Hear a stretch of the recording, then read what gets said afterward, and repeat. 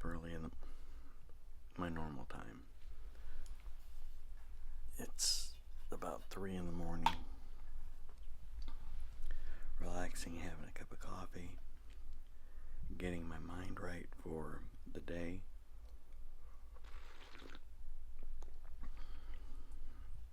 Got my bed head going on and wearing my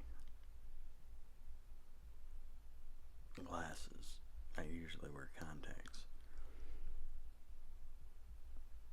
Talking kind of a hushed voice. I'm in my lab slash studio slash home office, and it's right next door to a sleeping area, so I'm trying to be a little bit quiet. And I wanted to show you a couple things that I've acquired that I'll be using as a model for future projects.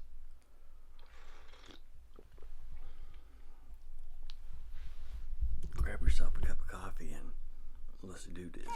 I think you're really cool. I like you a lot. Maybe we can hang out or something. Hey, I think you're really cool. I like you a lot. Maybe we can hang out or something.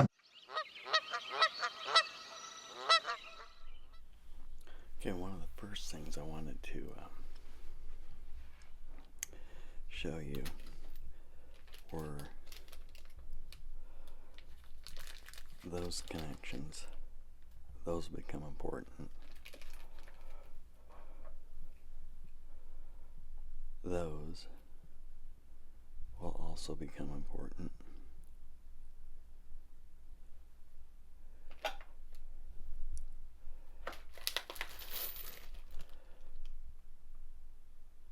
Made in China.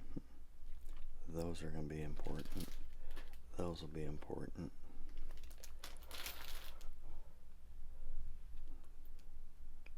Can you say dual band Yagi with the duplexer?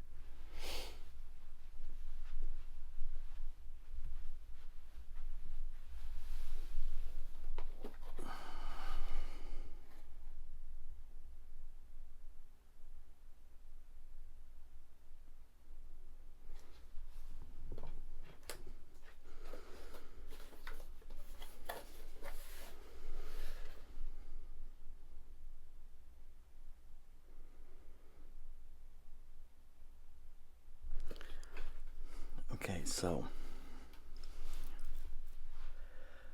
most of that stuff I just showed you will be to make my own dual band or mono band Yagi, either 440 GMRS or 220 or 2 meter or dual band, or possibly even stacked. The biggest thing is whether or not they're going to be mechanically, electronically coupled to the boom, or they're going to be isolated elements. So I wanted to get those, look at how they did it, and then when I start doing mine, we'll know for sure what we're doing and why. Good morning, folks. Couple of different things going on here today. I'm not at work, and I usually am pretty much always at work. I'm in Studio B, or is that F? Anyways, hop in. We'll get a cup of coffee and discuss things. Who knows? It ought to be interesting. Well, thanks for swinging by. What we're going to do today is well, number one, if you'll notice, I've got that little microphone pinned to me. So hopefully it will give us a little better chat. And we're going to be we're on a antenna building kick. Okay, so it goes on. We're going to be building a couple of Yagi antennas that I purchased, um, assembling them. I have no idea how big they are. I do know that one is a dual band 2-meter 440, and I believe the other one is a just straight 440 70 centimeter.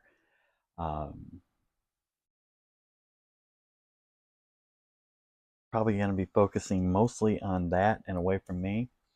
I'm going to break away from here and set up my little table and get out my tools and get out the box, and we'll do a, not so much an unboxing, but hey, this is what it looks like, just so you're aware.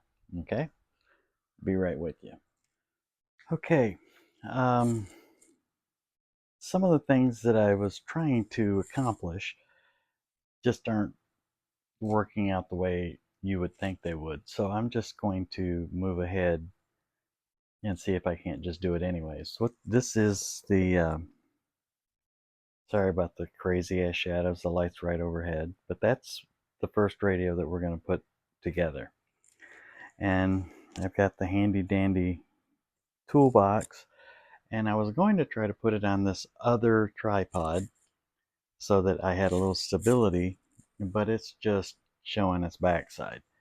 So I'm going to resort to using this one that I've never used before and see if I can't just make sure the focus is on the product and not me. So let me mount it on here and I'll be right back with you. Okay, let's see how that does. Try to move it over into the frame a little bit better.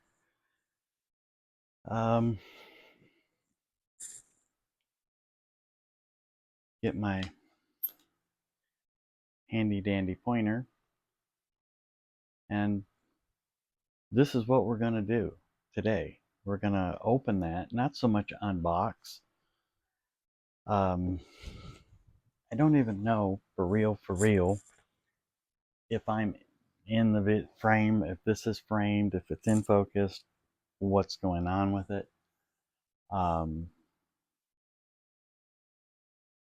But it is what it is. The show must go on. We'll stop in a minute and we'll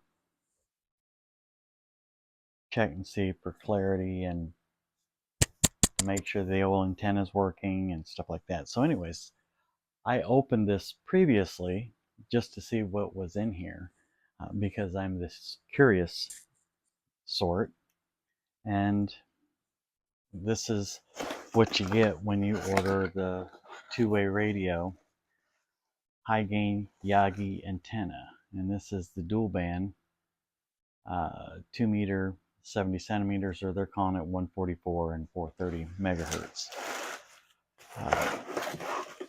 Once it's all pretty well packed up in there, and of course my first reaction was,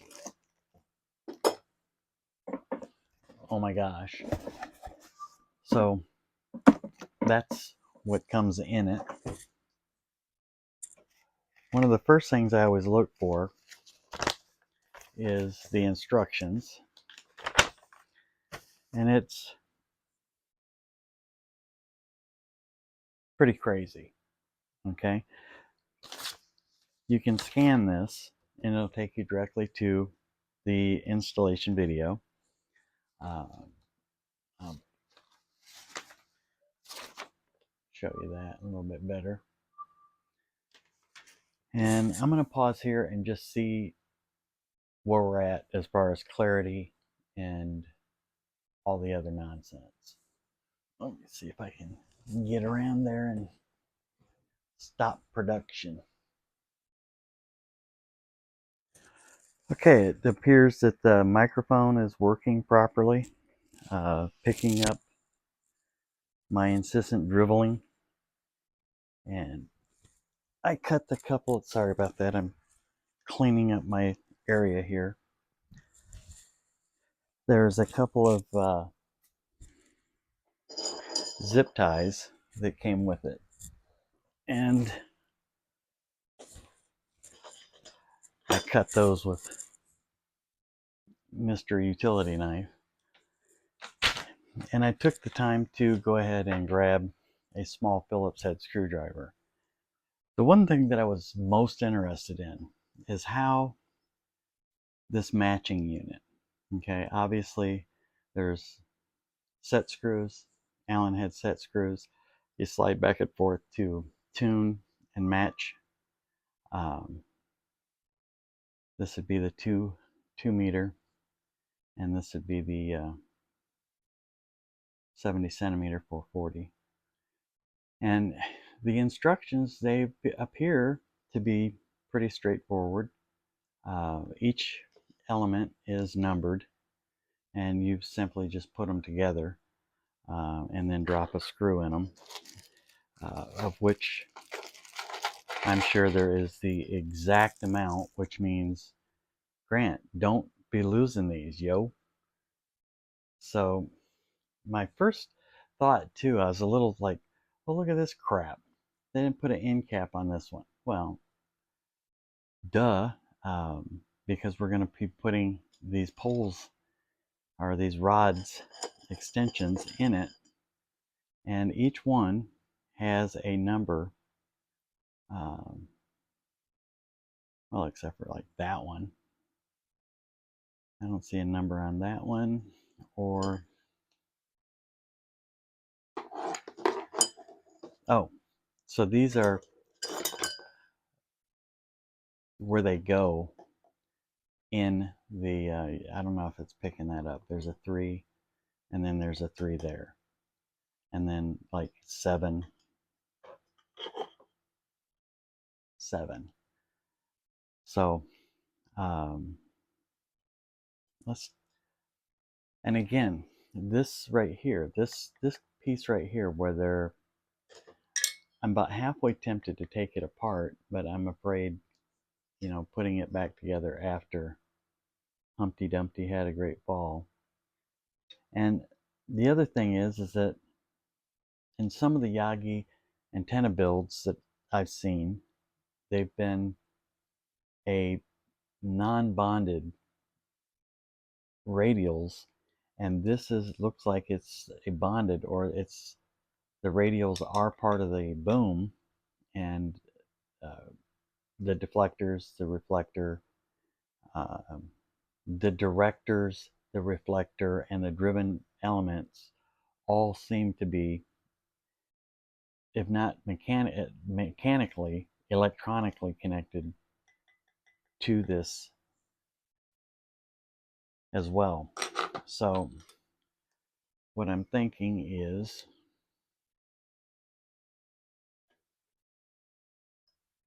one would,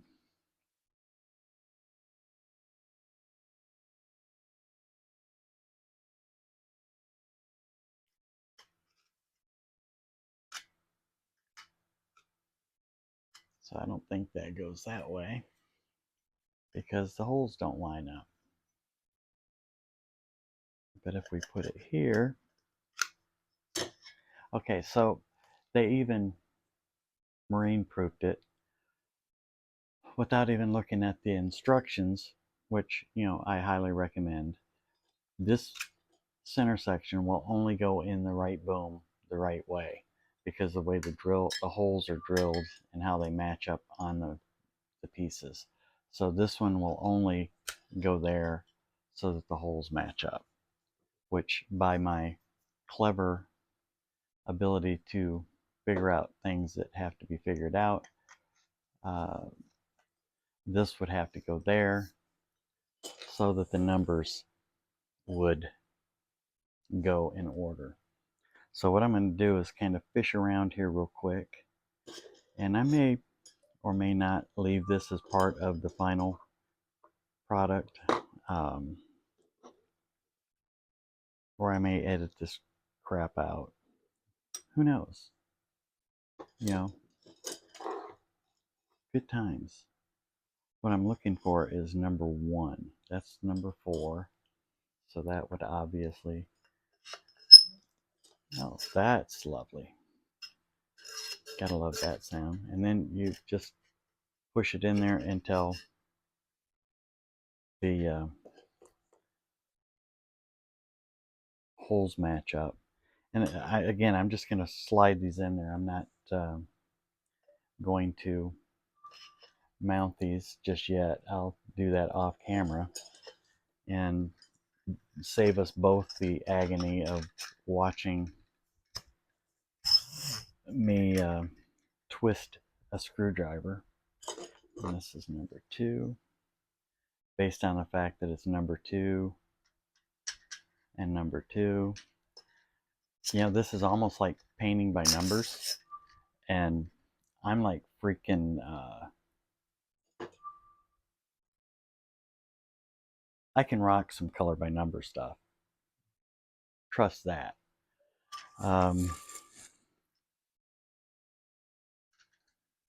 7, and just so that we're not following any rhyme or reason, let's just do that. Now, because I'm anal retentive,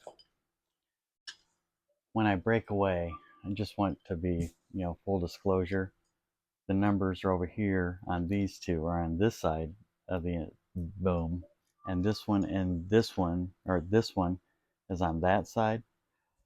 So because they're on this side, on the matching unit or the driven element, I will be flipping those around. So you get the gist, right? These things, then you're going to be adding components, these to them. And then there'll be a whole bunch of screws being added. So let me pause here and we'll get back at it. Okay, I'm back over here around the side of the whole shebang here. And what I've done is I just barely started the screws in each one of the elements. You can see that they're loose. Okay, the joint between the two sections of the driven element, all that is loose. The one thing I would say is this is not the right screwdriver for that. You need a much larger. And the reason I'm only putting them in that tight is, number one, I was afraid, I wasn't afraid, I was concerned that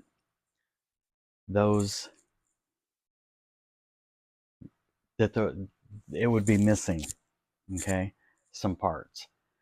What I have discovered, see if I can reach over here or climb over. Definitely going to have to rethink this Studio B video section. So each one of the elements are numbered with the spot in the boom or the rail that it would go to. So it's, even a jarhead can do it. So that's no biggie. Okay, they've already, the matching unit, duplexer, I don't know exactly what that would be called in this instance. I have duplexers over there, but for all intents and purposes, that is a duplexing unit right there. So then it's like, oh my God, now I've got to add, how do I figure out which one of these pieces, the last remaining pieces, go on the elements to finish the length so that they're the right length? Because one of the biggest things that I'm discovering in my reading is that these distances between elements, this is a 2 meter, 2 meter, 2 meter, have to be a specific distance apart, a specific width, and based on everything I've seen, the diameter of each element of the elements have to be in consideration. You can mess up your SWR, create noise. You can do all, just an inefficient, create a very efficient, turn a very inefficient antenna into turn a very efficient antenna. No, I'm not going to record this again. I don't care. Just watch my screw up. I'm not perfect. Bite me. Or just don't watch. So if you don't have all these variables correct, you can turn a very efficient antenna into a very inefficient antenna. And why would you even bother? So back to my concern, the right lengths at each point. Well, the tricky little designers of this antenna made all of these connections, these end pieces, the same. So it doesn't matter which element that they're put onto to finish the element lengths, they'll work because they've made the adjustment in the center section. So these are all the same. So I'm going to go through, I'm going to find another Phillips screwdriver that is a little bit larger and tighten these down. And because this is aluminum, you know, obviously I didn't want to use I've got a little electric hand driver, and I just was afraid that it would put too much torque on it, and I just didn't want to reef on these too much. So those little screws there that are left are what would be used to connect these the screw points here into the ends of the radials that take them. So I'm going to back out from here, and I'll be right back in.